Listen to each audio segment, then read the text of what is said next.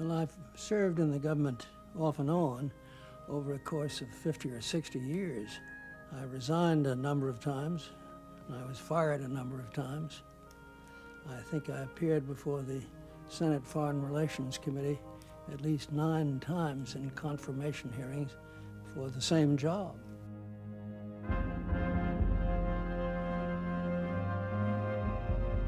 What could we do in the event of a nuclear war? 50 weapons would destroy most of the urban population of the United States. So what we really needed to do was to keep the war from arising. That would be a valuable thing for them and for us. And there are those who say we could have done better by accommodating the Russians earlier. I don't believe that to be true. I think they really don't understand what tough man Stalin was and what miserable sons of bitches he had working for him. When the situation gets dangerous, one should try to eliminate all emotion from one's analysis. One should indeed become a very cold-blooded analyst. That, I think, perhaps justifies the epithet of cold warrior. My own view is it was necessary and it was effective. So I stand condemned of what I think was a minor crime.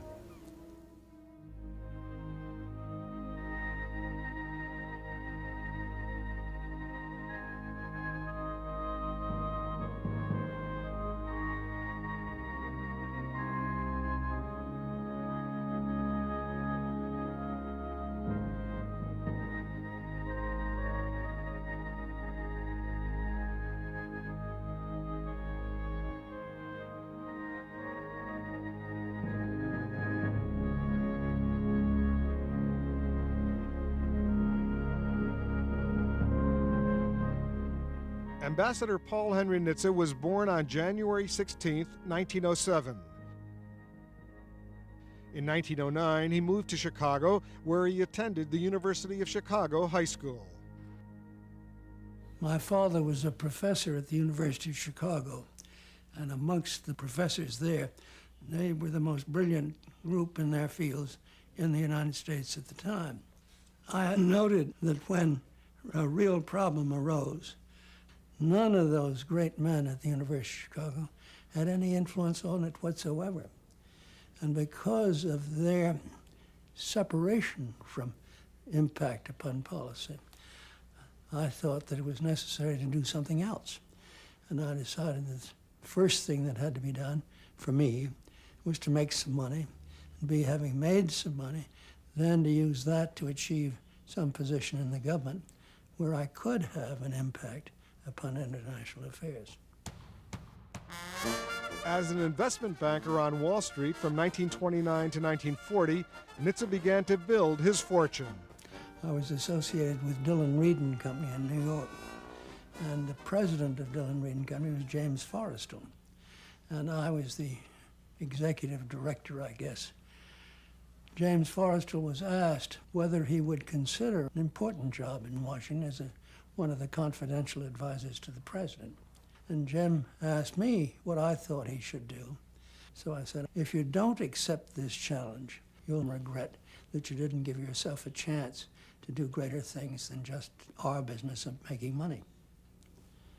I think he said, damn you, Paul. But in any case, he agreed with me.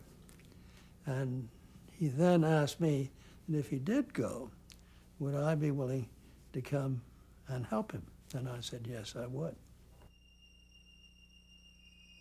As a director of the U.S. Strategic Bombing Survey, Nitze had evaluated the effects of air raids on the German war effort.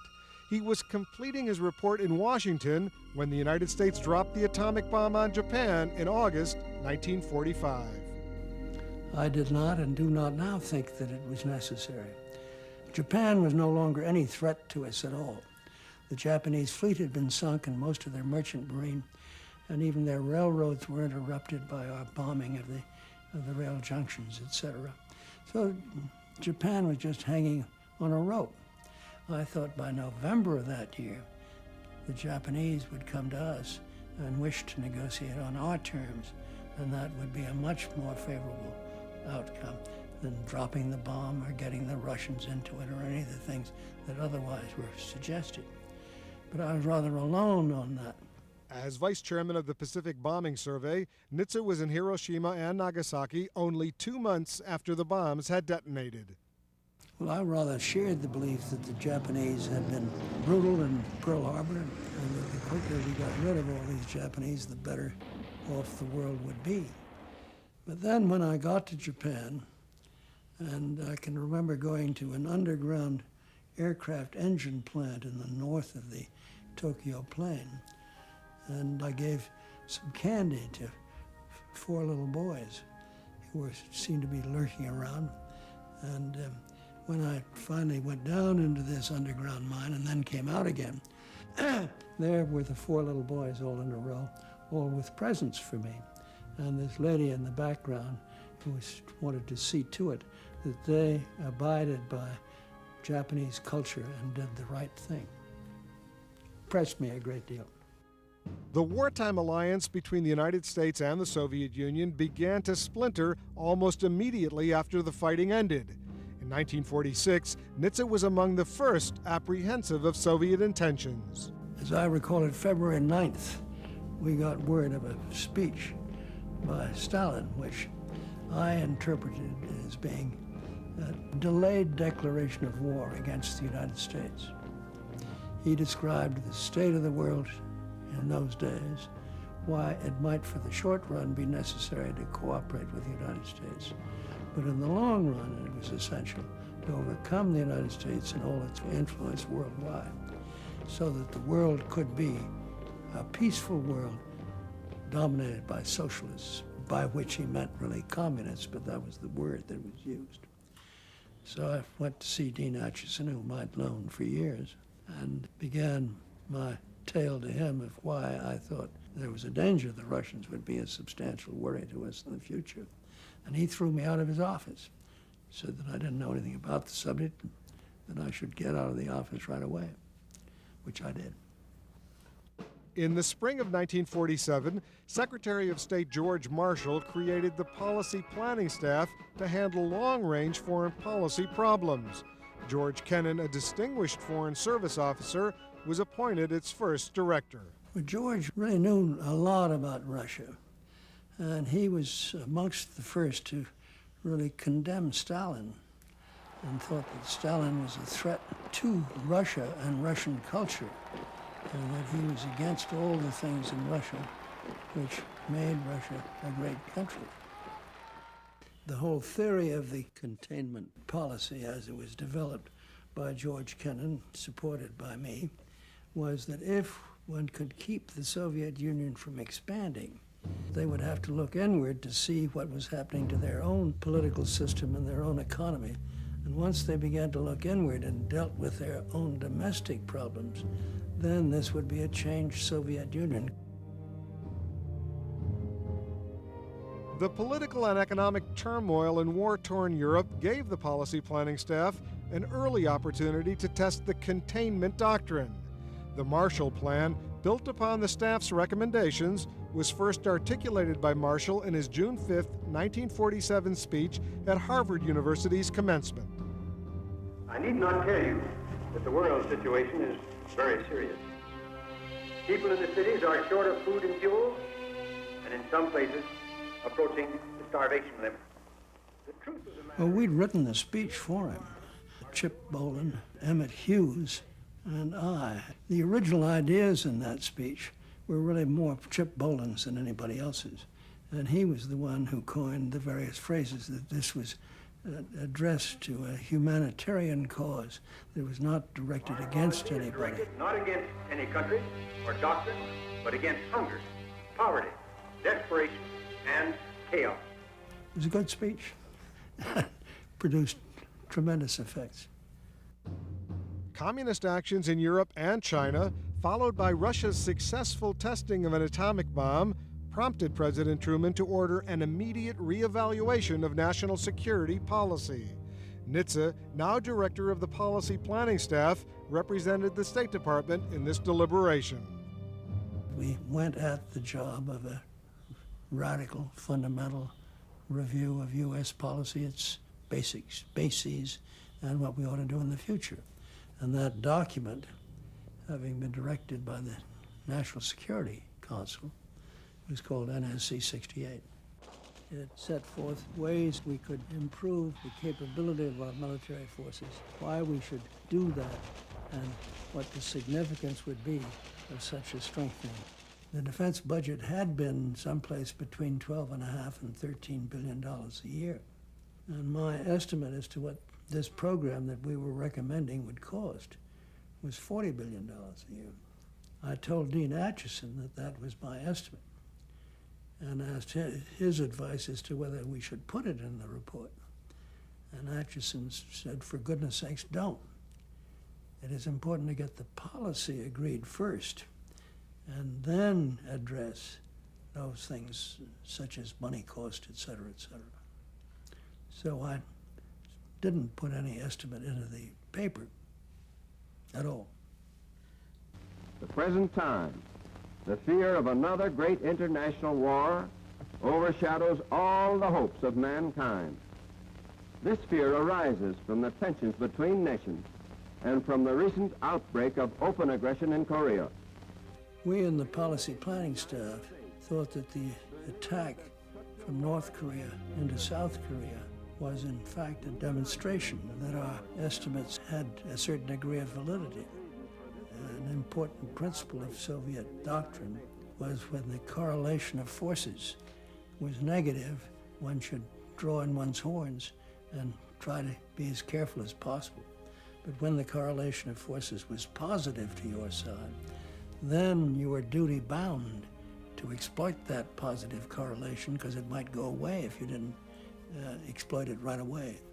The Soviet testing of a nuclear device would be considered by the Soviets as a change in their favor in the correlation of forces, and that therefore one should expect the Soviets to test an exploitation of that superiority someplace on their periphery. The most likely place was Korea.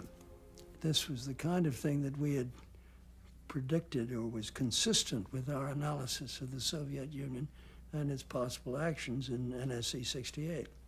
So NSC 68 became really widely accepted and did form the basis of U.S. security policy. Under the conditions which now exist in the world, to provide a defense against aggression is the only way to maintain peace.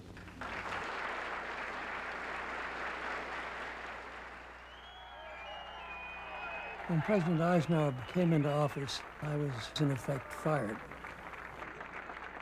Senator McCarthy said that he had a list of 20-odd members of the State Department, all of whom he knew were Soviet agents. I was not on the list, but many of my friends were on the list. I was particularly outraged when McCarthy denigrated General George C. Marshall. I considered Marshall a hero, selfless, honorable, a first-rate man of character. At the time, I was still a registered Republican. When the Senate Republicans and then McCarthy began to take apart Marshall for political reasons, and when Eisenhower failed to defend his old boss, it helped me decide to switch parties. When I left the government, I decided I would hang my hat in the School of Advanced International Studies, which Chris Herter and I had founded many years earlier. In 1942, Chris and I would discuss what kind of a post-war world did the United States like to see, and how did one keep the United States from going back to what had happened after World War I, where the sentiment of let's get back to normalcy was the slogan of the day. And we decided that perhaps the best thing to do was to create a center in Washington of independent thought. When I joined the academic community and surveyed the literature, most of it was historical. They'd give courses in current affairs, but they had no theoretical background at all. And I complained to various people that why has the United States academia been so deficient in addressing themselves from an experienced and theoretical view as to the practice of foreign policy. And the answer was, well, nobody's really addressed that yet. Why don't you address it? So after having been for 9 years in the government and having gotten used to being supported by all the facilities of help that a government can give, I suddenly found myself on my own. And I had bought a car.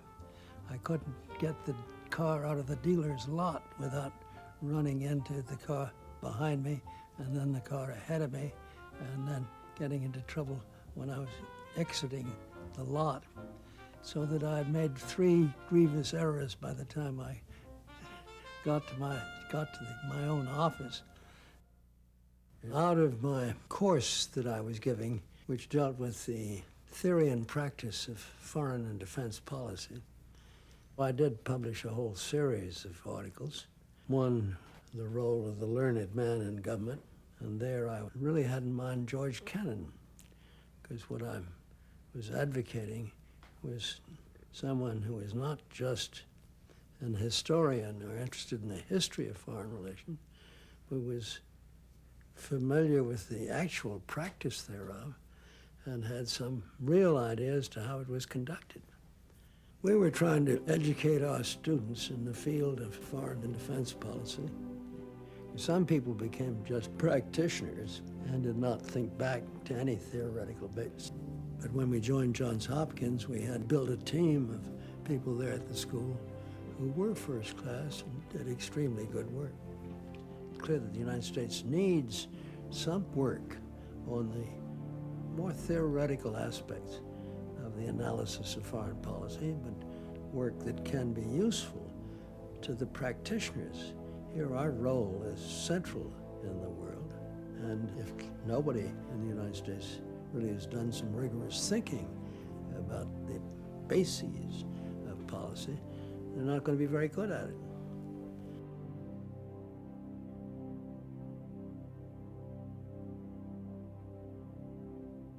When administrations changed and Atchison was no longer Secretary of State, he never came to Washington at all, tried to avoid the scene.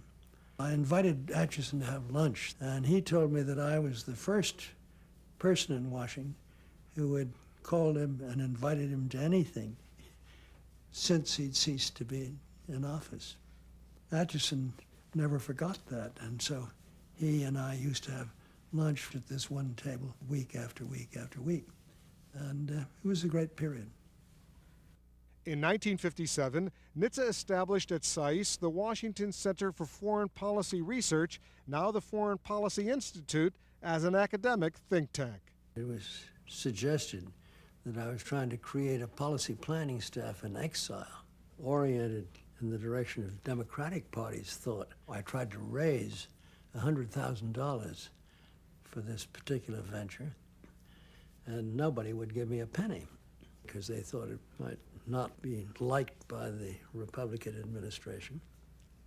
When Milton Eisenhower became the president of Johns Hopkins University, then Milton would protect us as far as the Republican politics was concerned, and having the correct political backing and going for a substantial sum turned out to be a 10 strike. I never was able to raise the 100,000, but we raised the $5 million in a period of a few weeks. During Eisenhower's 8 years in office, Nitze stayed at SAIS, but remained a powerful voice in international security affairs. In the election of 1960, Nitze advised Democratic candidate John F. Kennedy on national security policy. Later that year, Nitze was offered a job in the Kennedy administration by Secretary of State Dean Rusk.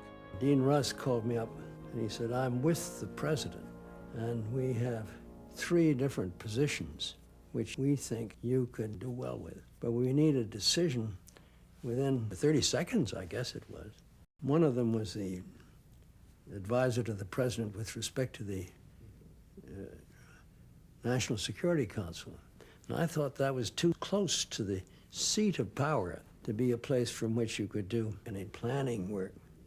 So I said, no, I'd like to be Deputy Secretary of Defense. And the president said yes, but then offered the job of Secretary of Defense to Robert McNamara, who wanted somebody as his deputy who would not fight with him, but would really just execute. And he thought that I was not that type. I had ideas of my own and wouldn't fit into that. And he offered me the job of ISA, the Office of International Security Affairs. And I was worried about this. It was a come down from what I thought the president had offered me. And I tried to call the president. He was down in Florida, and the president wouldn't take my call. So I got the clear-cut message that it was this or nothing. And so I told McNamara, yes, I would take the job.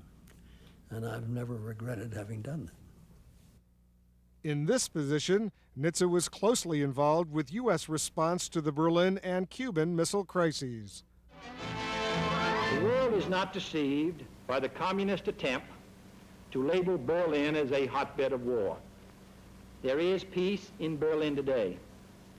The source of world trouble and tension is Moscow, not Berlin. And if war begins, it will have begun in Moscow and not Berlin. It didn't occur to any of us that the Russians would build a wall. And when they did begin the construction of this wall, the immediate thought was, well, why don't we just go and knock it down? But I got information that the Russians had positioned a full division secretly at the end of the Berlin enclave. Why would they do it secretly unless they intended to use it with surprise? The only thing that I could see that we could do was try to outface the Russians. We thought they had much greater conventional military power than we did. And we also thought that they had superiority in nuclear weapons, but that it was also necessary to stand up to them because Berlin was more important to us than getting us out of Berlin was important to them. That's the thesis on which we operated, but it certainly was a dangerous period. I have never since lived through a period when I thought the risk was as great as I thought it then, that crisis in Berlin.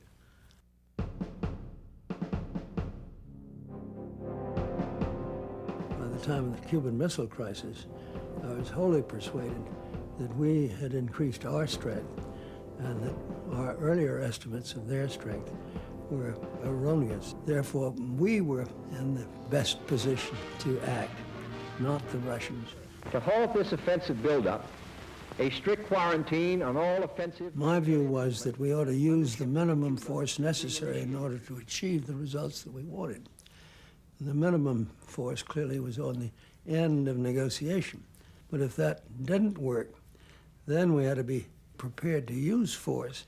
And if we used force, we had to be prepared for it to escalate to the very highest level. I think those of us who have had experience in the military political field more or less uniform opinion that when the situation gets more dangerous, then the coldness of the analysis becomes more important. One ought to take as much time as is available before one makes decisions that are for keeps. In December 1963, Nitze was sworn in as Secretary of the Navy. With the strong presence of both naval and marine forces in Vietnam at the time, Nitze became an influential advisor on U.S. policy there. In 1965, he made his first of 2 visits to Vietnam to assess the military situation. Well, I went to Vietnam, had a very good series of briefings on the situation there, and finally came to understand that guerrilla warfare was something quite different than the type of warfare that U.S. forces were trained to conduct and were good at.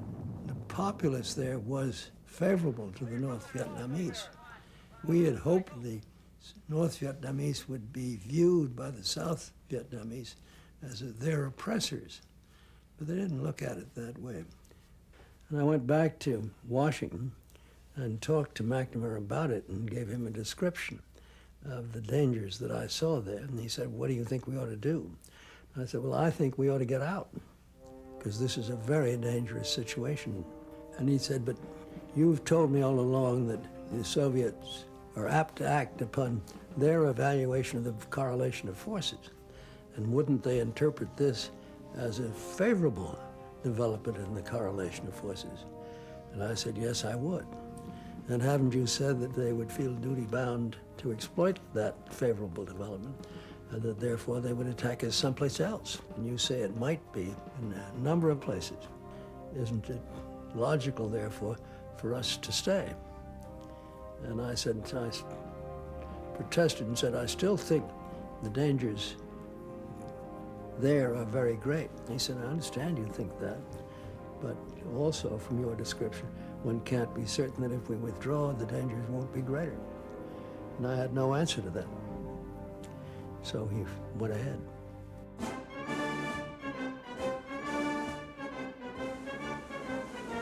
I don't think Johnson was responsible for our staying on and fighting there in Vietnam. Really, the country as a whole was behind that. There was opposition, and I think the majority view in the country was these little people can't really do us much harm and get this war over successfully from our point of view.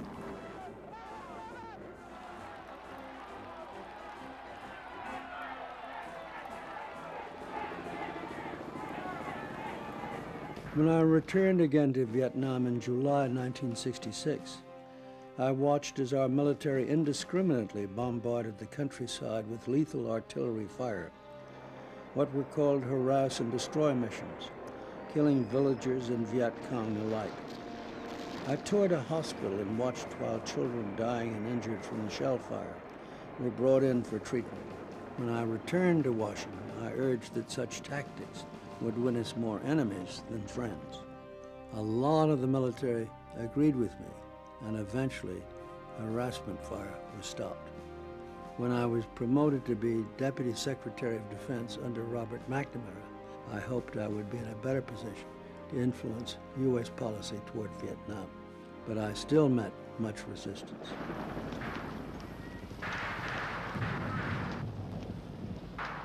Senator Fulbright was very much disturbed by the way in which the Vietnamese War was evolving, and he demanded a hearing on that subject in the Senate.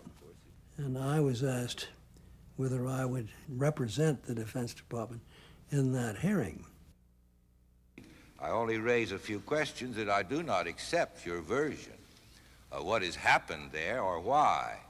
Since my views differed so radically from McNamara's and the other views of the Pentagon, I thought it was inappropriate for me to testify, because I would have to indicate to them an honest disagreement with the executive branch's point of view.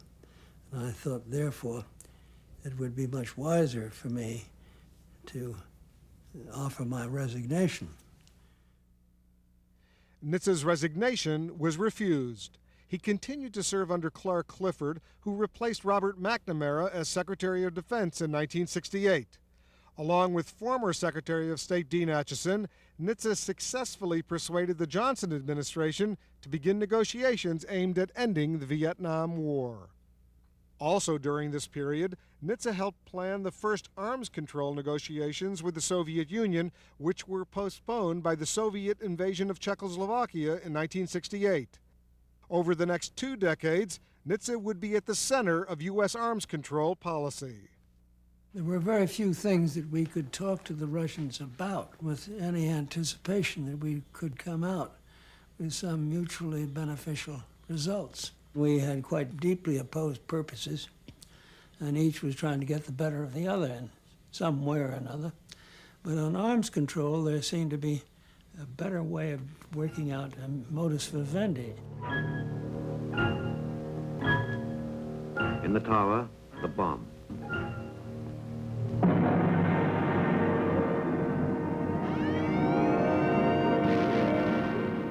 The concept of mutually assured destruction suggested that in the event the Russians were to attack us and destroy, say, 50 of our cities, that we should then respond with destroying 200 of their cities. That seemed to me to be nonsensical.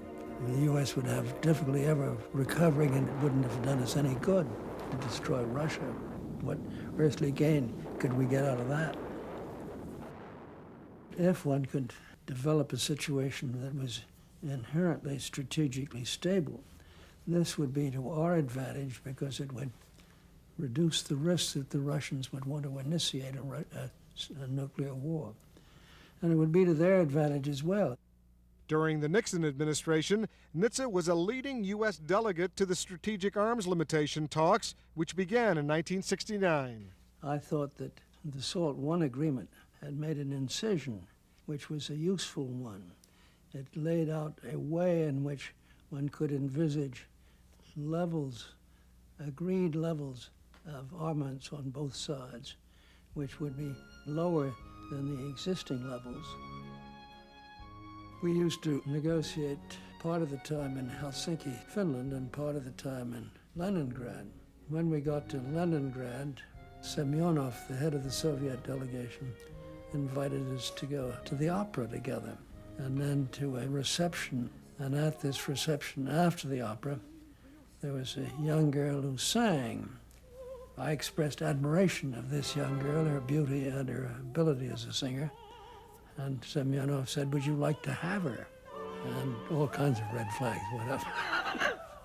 And I said, "No, she's a beautiful girl, and I thank you very much, but I don't think it's appropriate."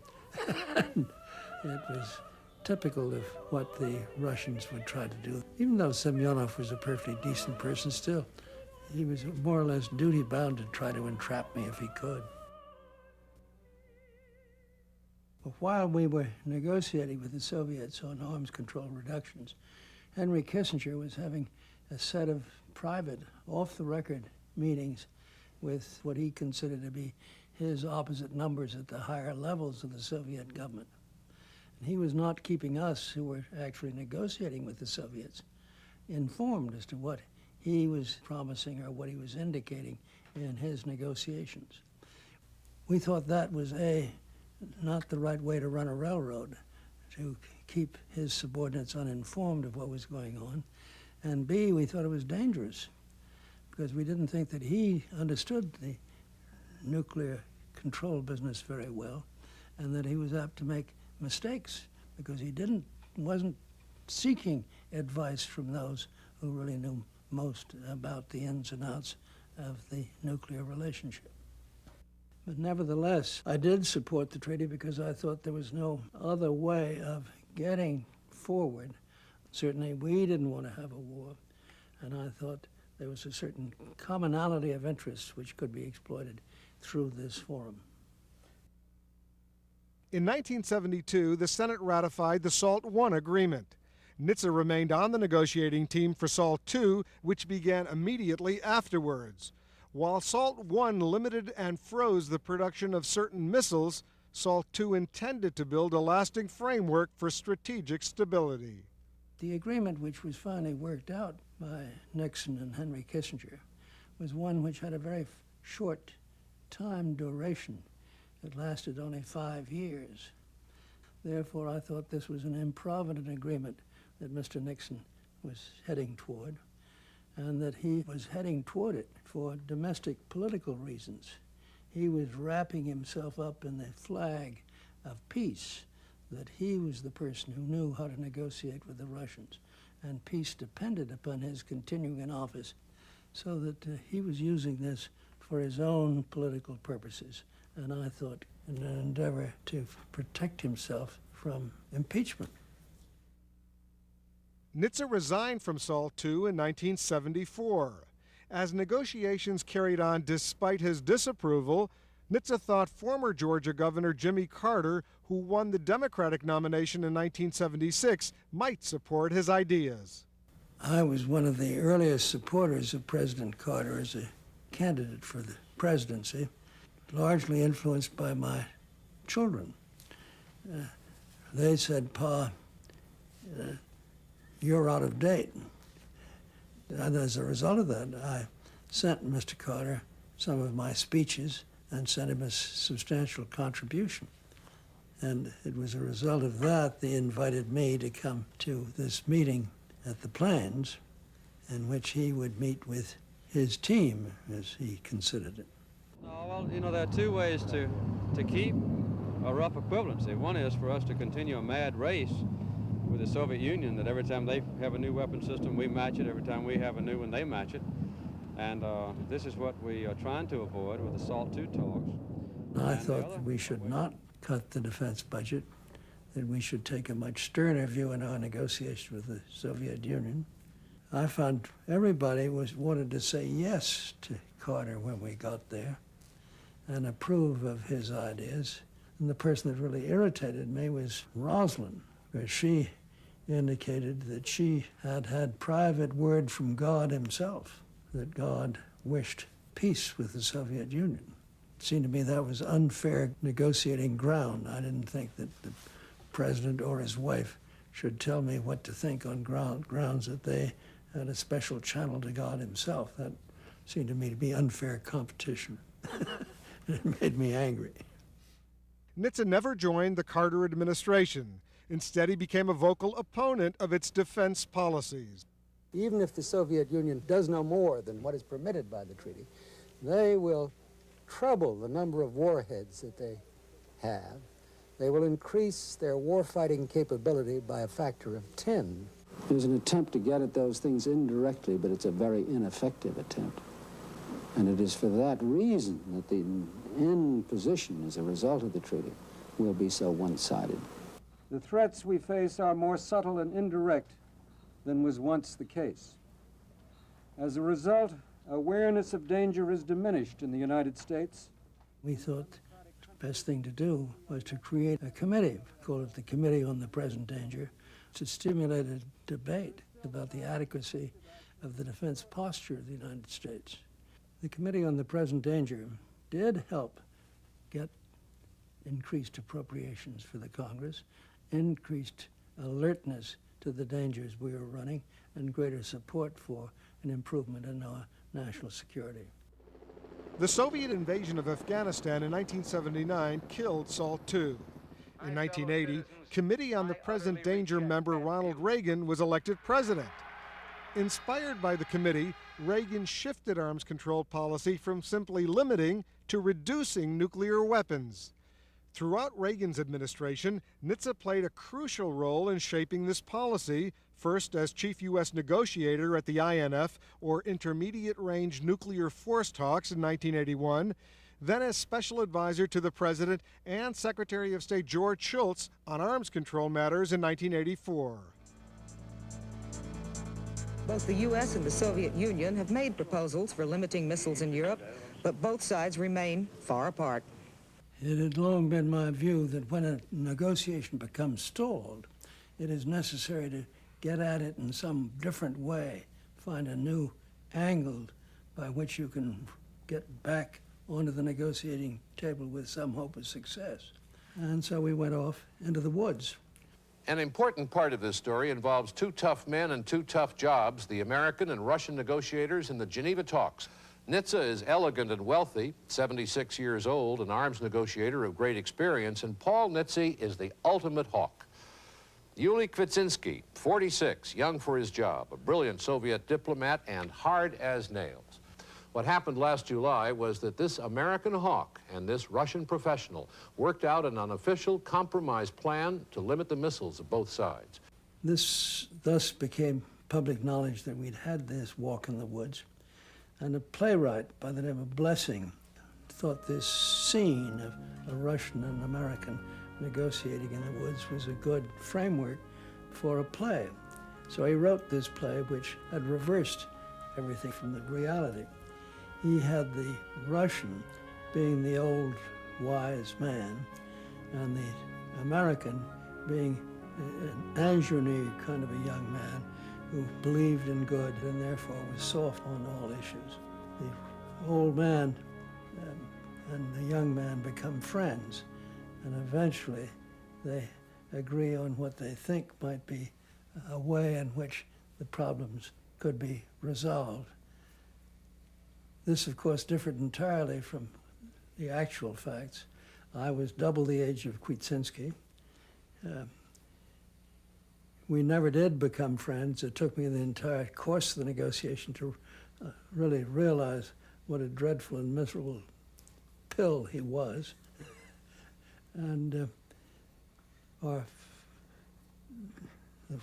solution that we tried to work out was never accepted by anybody and probably didn't do much good at all.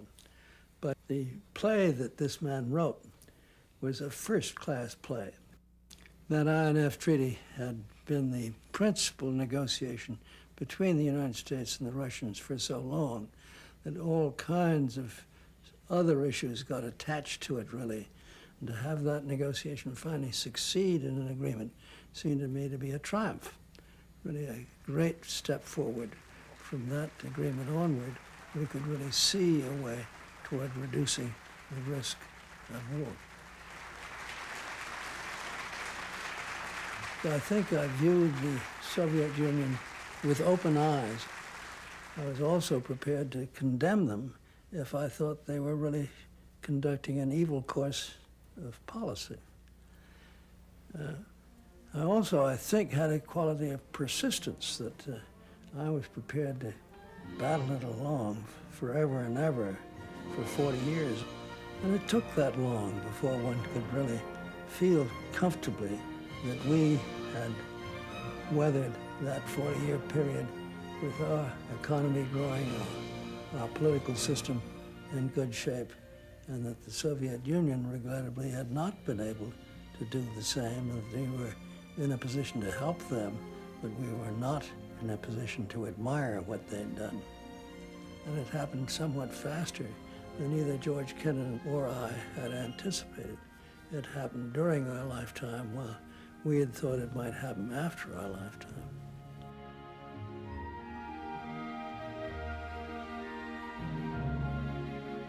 In 1985, President Reagan awarded Ambassador Paul Nitze the Presidential Medal of Freedom. Paul is now playing an indispensable role in our efforts to forge a bold and creative arms control policy. At that award ceremony, he spoke to the contribution to strategic defense, the movement toward peace and a reduction of the risk of war.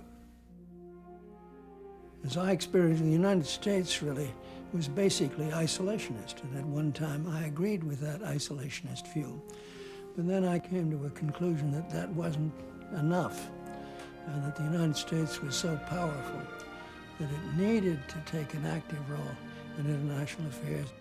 I'd always been interested in foreign affairs and international events, and from the age of 7, I really had a clear view that that's what I wanted to do in the long run.